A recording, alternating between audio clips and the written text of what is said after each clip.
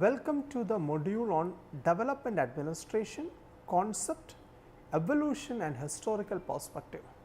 Learning objectives of this module. Learning objective of this module is to provide a basic understanding to the learner about the concept of development administration. The module will bring the learner an understanding about the evolution and historical perspective of development administration. And finally, in this module, learner will understand the features of development administration. Development administration is an inclusive approach to development, the ultimate goal of which is the general welfare of people and the process of nation building. The main concern of development administration is to design and administer development programs geared to the task of achieving certain clear-cut specific objectives and goals.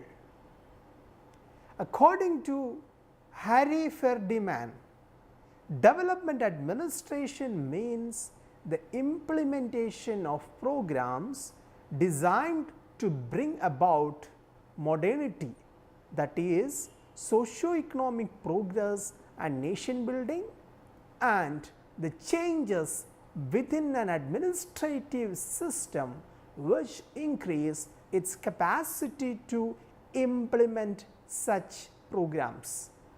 According to the definition of Han Bentley, development administration is involved in managing a government or an agency so that it acquires a capacity to adapt to and act upon new and continuing social changes with a view to achieve sustained growth. According to Hope, development administration is a special segment of public administration which exhibits distinctive orientations in terms of objectives, functions, time dimensions, structural components and behavioral patterns.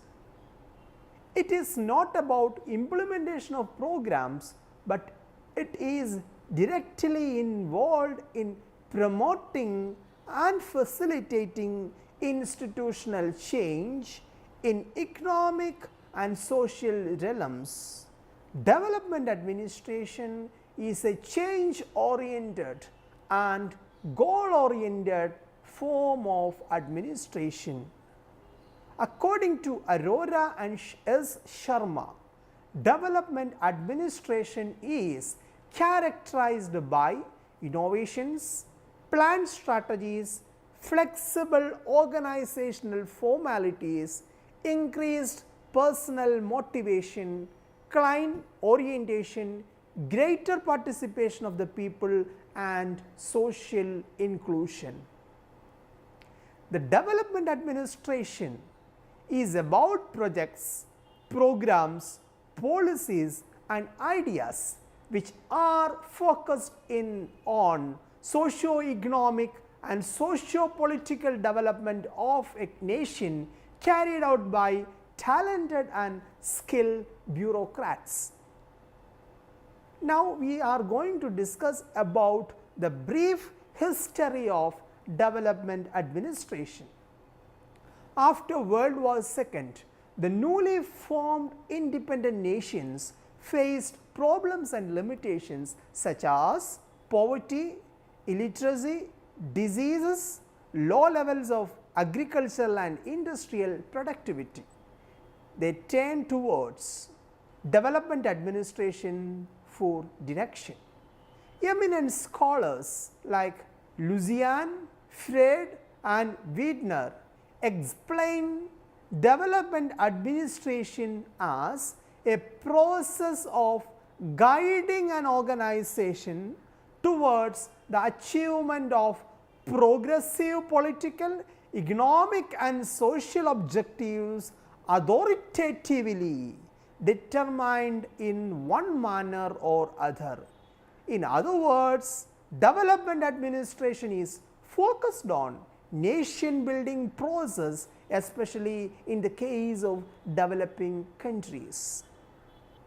If we discuss about the development administration history in India, we can see the development administration is closely associated with the governmental activities.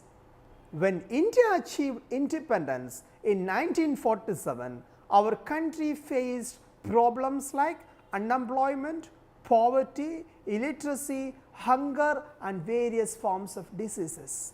India faced acute shortage in material and human resources, and our progress in primary and secondary sectors was also very minimal.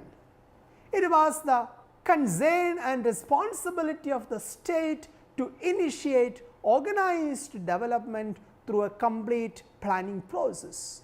India adopted the strategy of planned change in the process of development. Planning is a basic strategy of social reconstruction. Planning was used by government as a tool for social and economic growth of our nation. The government of India set up the Planning Commission of India in the year 1950 for the formulation, implementation and successful administration of the plans. The community development programs was introduced in India in the year 1952 to secure total development in the material and human resources of rural areas of this country and to develop local leadership and self-governing institutions. Community development program also focused on raising the standard of living of the rural population through means of speedy increase in food and agricultural produce. Democratic decentralization in India was based on the Balwant Rai Mehta Committee report, which suggested a three-tier system of Panchayati Raj in India. Later, the Ashok Mehta Committee was appointed by the government of India to suggest steps to strengthen the Panchayati Raj institutions. The 73rd and 74th Amendment Acts of the Constitution of India was a landmark in the history of local self-governance in India. Based on the 73rd Amendment of Act of Constitution of India, Panchayati Raj institutions were established in India with a three-tier system. The municipal bodies or the institutions were established in India based on the 74th Amendment Act of the Constitution of India. Another major initiative taken by Government of India in the area of development administration is the recent Niti Aayog.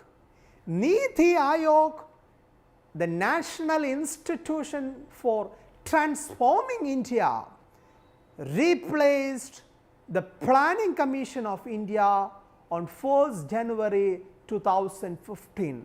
According to Government of India, one of the functions of Niti Aayog is to evolve a shared vision of national development, priority sectors and strategies with the active involvement of states in the light of national objectives. Niti Aayog designs strategic and long-term policy and program frameworks and initiatives and monitors their progress and their efficiency. Development administration approaches in India. Following are the approaches followed in development administration in India. There are 5 approaches. The first approach is regional approach, second is area development approach, the third is target group approach, the fourth is minimum needs program approach, and finally people centered approach. Now, we are going to discuss about the features of development administration. A model of development administration must contain the following points. It should reject status quo and be directed towards change and more so towards results. It is result oriented and its core and every development function should have a definite objective. Planning is essential to decide the framework of the resources and time to be allocated for a development function. Innovation. It is dynamic in approach and encourages new and better ways to achieve objectives. It should focus on planning for the people as well as with the people. It is people centered and must empower society as a whole and not product or profit centered. The concept of development administration should be understood using two concepts. The first, administration for development and administrative development. Administration for development. Here, resources are scarce, material or human. Thus, the need to make optimum utilization of available resources is very important.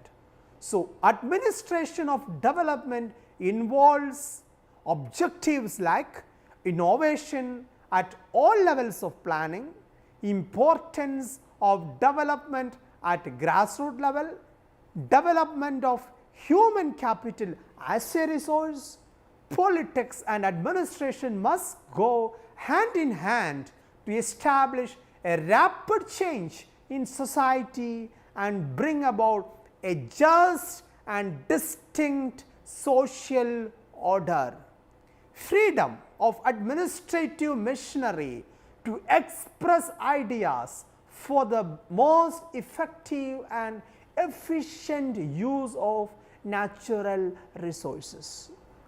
And now, what is administrative development? In essence of the objectives of the administrative development, we can summarize it as building decision making capacities, development of skill and specialization to tackle complex issues in the personnel, giving importance to training, effective use of technology to bring about change in the administrative approach, increasing administrative capacity, capabilities and removing corruption and bringing in more accountability, creating leaders out of bureaucrats for the promotion of development initiatives.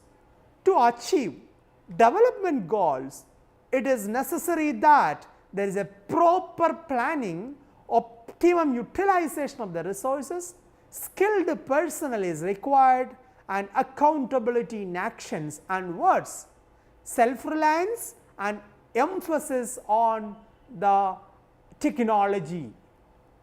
At the same time, we need to develop the bureaucracy, innovativeness, build capacities, integrity and decentralized decision making.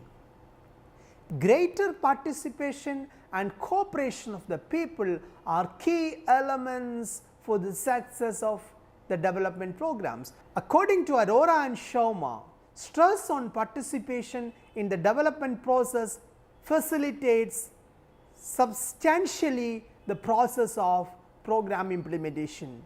Participation helps in cultivating a favorable socio-psychological climate, in a development administrative organization that can in turn build up the institutional base for the development process. Now, we will discuss about the development administration and good governance. In the modern era, development administration is closely associated with the concept of good governance.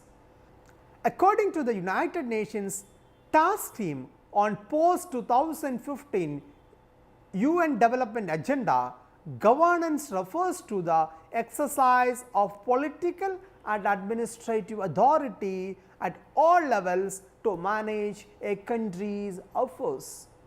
The process of governance consists of mechanisms, processes and institutions through which citizens and groups articulate their interests, exercise their legal rights and meet their obligations and mediate their differences. Good governance is a criterion of social and economic development. Yet, what constitutes good governance differs from one organization to another. Good government depends on an ability to exercise power and to make good decisions over time across a spectrum of economic, social, environmental and other areas. This is linked with government's capacity for knowledge, mediation, resource allocation, implementation and maintenance of key relationships. Good governance makes institutions and rules more effective and efficient. This will help in achieving equity, transparency, participation, responsiveness, accountability and the rule of law. In 1997, United Nations Development Program identified core characteristics of good governance as follows. The first is participation, second is rule of law, the third is transparency, fourth is responsiveness, the fifth is consensus orientation, the sixth is equity, the seventh is effectiveness and efficiency, the eighth is accountability and finally, the strategic vision. Good governance helps in accelerating the welfare of the people and protecting their interests. According to S.L. Goyal, the contents of development administration for good governance are the following. The first is openness in the sense of having wide contact with the people administered. Second, a sense of justice, fair play and impartiality in dealing with people and matters.